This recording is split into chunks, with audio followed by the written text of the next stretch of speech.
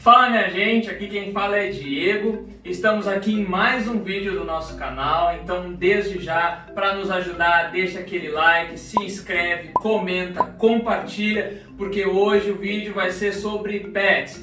Então pessoal, nós vamos falar sobre as diferenças de ter um pet aqui na China e alguns procedimentos que nós precisamos fazer para ter um pet. Para quem não sabe, nós temos a Luna, que é a nossa cachorrinha, e nós vamos falar como nós adotamos ela. Então fiquem ligados aí nesse vídeo e solta a vinheta.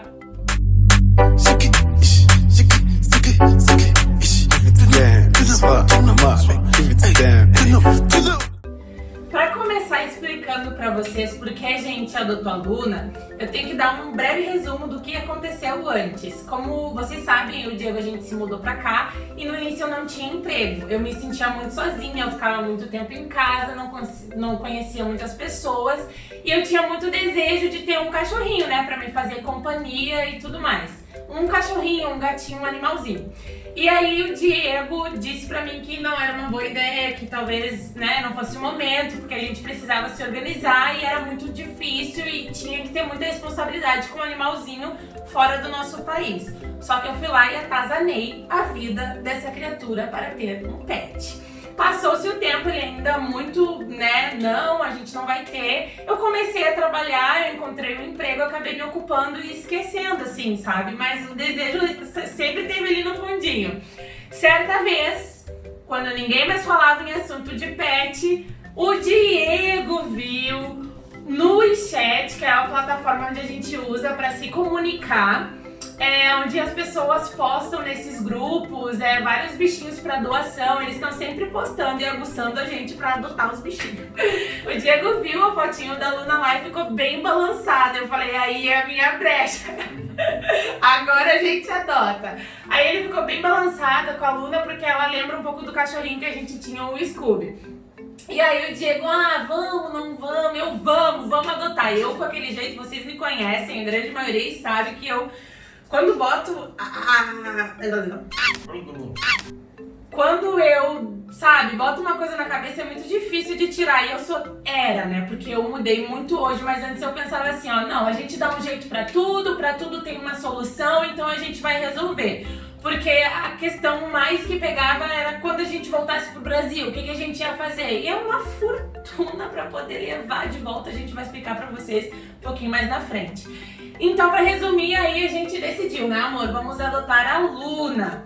Ok, a Luna era de uma outra cidade, a gente teve que pagar o transporte dela pra ela vir até onde a gente estávamos. Não era uma distância muito, né, longe, assim, mas ela teve que fazer essa mini viagem. Quando você adota, quando você tem um animal, tanto chinês como estrangeiro, você tem que fazer um cadastro desse animal, é o ID dele. Você preenche um formulário com todas as informações do animal e tudo mais, ele vai ficar cadastrado como se fosse sua identidade aí no Brasil, entendeu? O bichinho é um cidadão da China. E com isso eles têm mais controle também, porque se acontece alguma coisa, o bichinho perde, acontece alguma confusão, os animais conseguem ser identificados, ver de quem é o dono e tomar os seguintes procedimentos.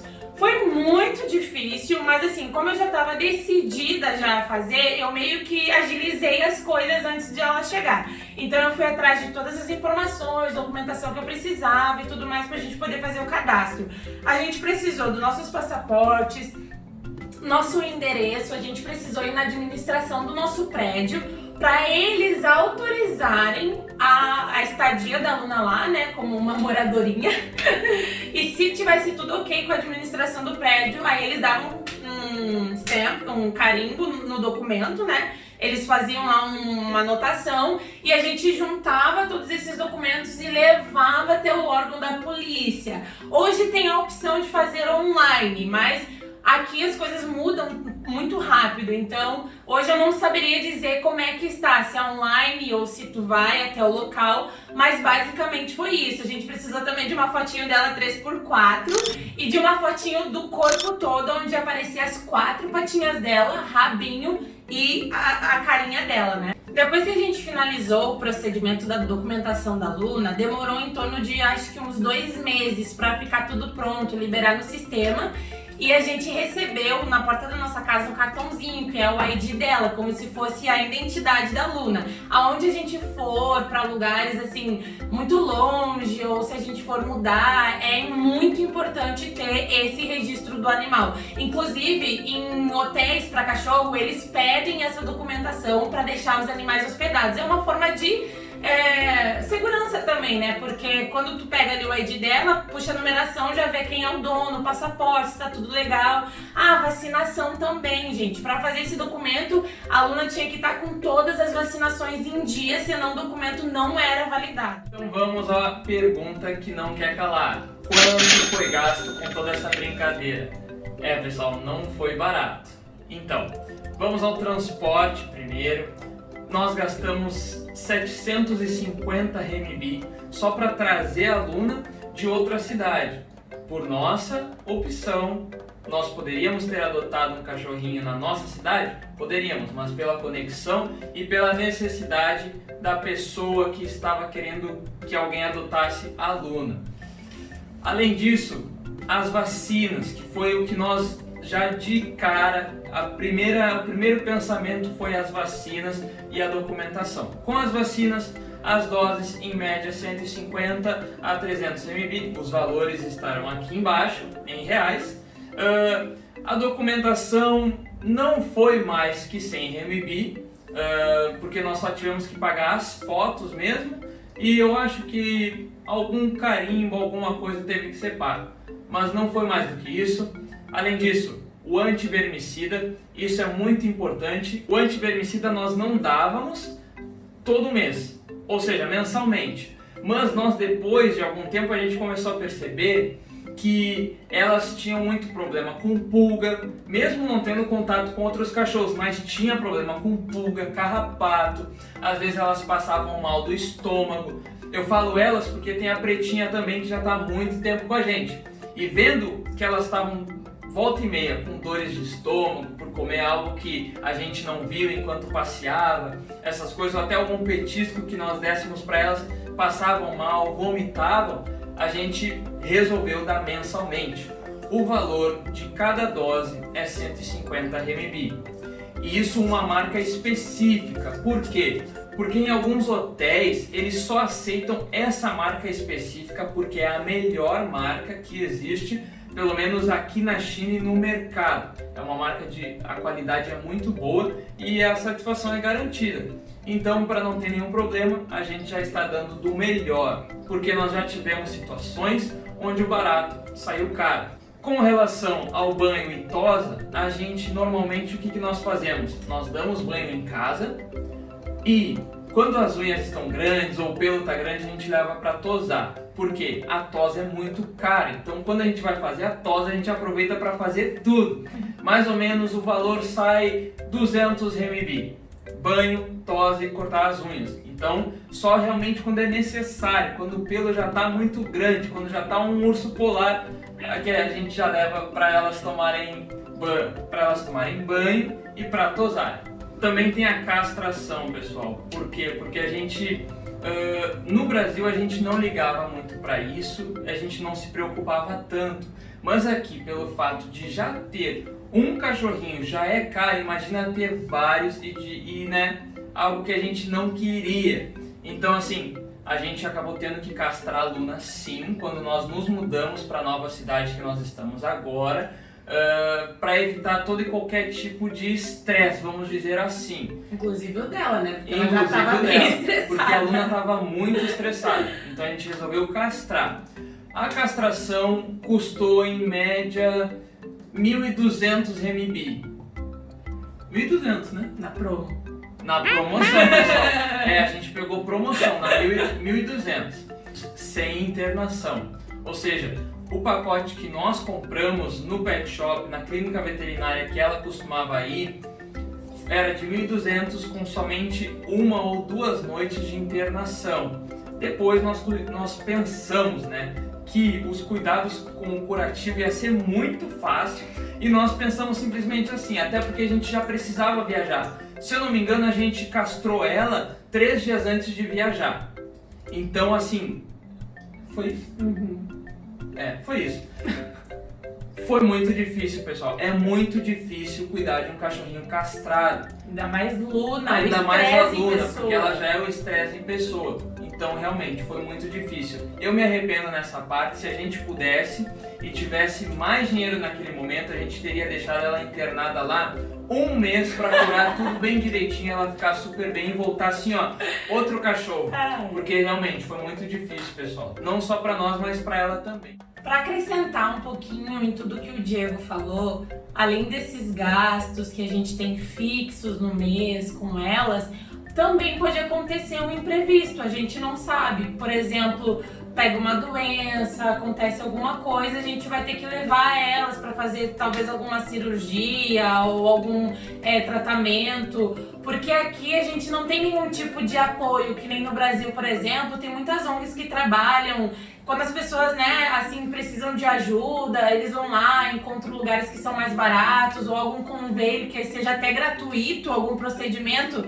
Aqui a gente não tem absolutamente nenhum tipo de apoio. Então, se der algum problema, qualquer problema que seja, a gente vai ter que arcar com absolutamente tudo. E para finalizar, tem a parte da viagem. Se a pessoa um dia decide voltar para o seu país, como fazer isso? Tem como levar o animal? Tem como a gente levar o pet, o gatinho ou o cachorro. Só que é uma fortuna. Por baixo, para falar para vocês, do tamanho de um Lulu da Pomerane, até o tamanho da Luna, mais ou menos, acho que ela mede uns 30 centímetros, também depende do peso do animal, custa em torno de 20 mil RMB.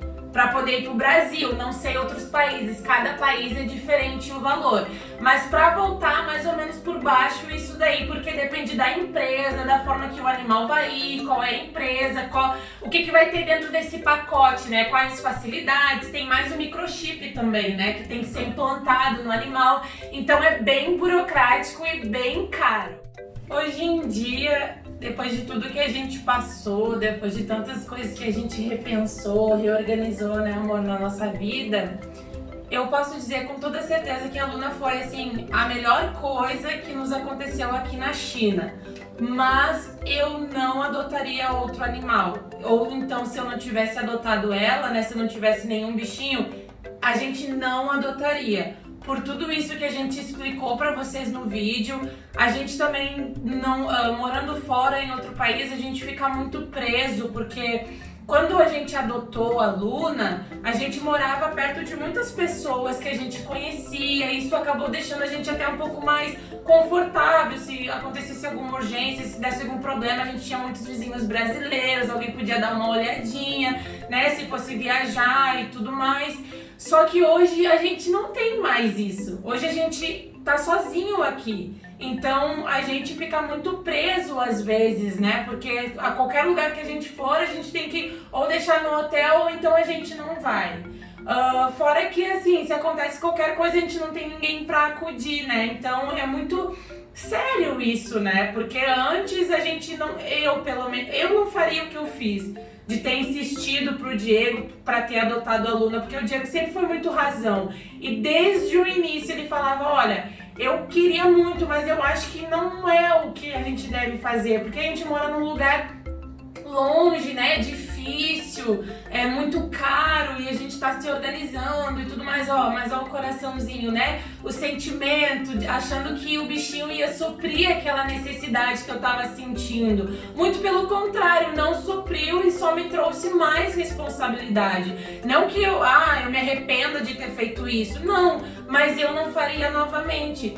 E se você quer adotar um bichinho, se você, né, mora fora do seu país de origem, se você tem uma condição assim, ó, de vida maravilhosa, que não precisa se preocupar com nada, ok, vai em frente, adota 1, 2, 3, porque eu faria isso. Mas se você é uma pessoa que é muito organizada, tem muitos planos, né, de viajar e de curtir o lugar onde você tá, de fazer coisas diferentes, não adote bichinhos, porque é muito difícil, gente. Se acontece qualquer coisa, que nem hoje a gente está vivendo na época da pandemia, ninguém esperava isso. Muitas pessoas, muitas mesmo, ficaram nos seus países, não conseguiram voltar para a China, animais morreram, animais tiveram que ser abandonados ou tiveram que ir para outros lares diferentes.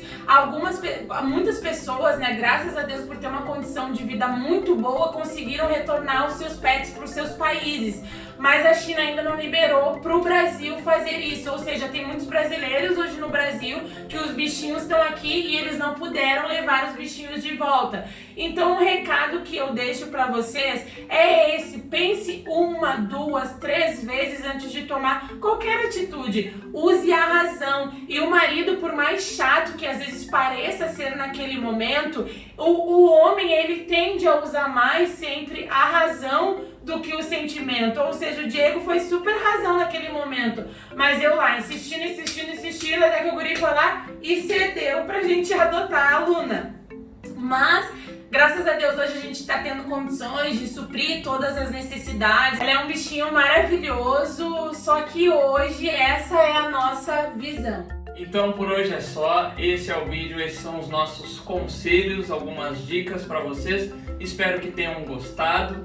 Qualquer comentário deixem aqui, qualquer sugestão, qualquer dica, para que nós possamos produzir cada vez mais conteúdos para vocês e que também seja algo muito satisfatório para nós. Então desde já muito obrigado, pessoal, e valeu!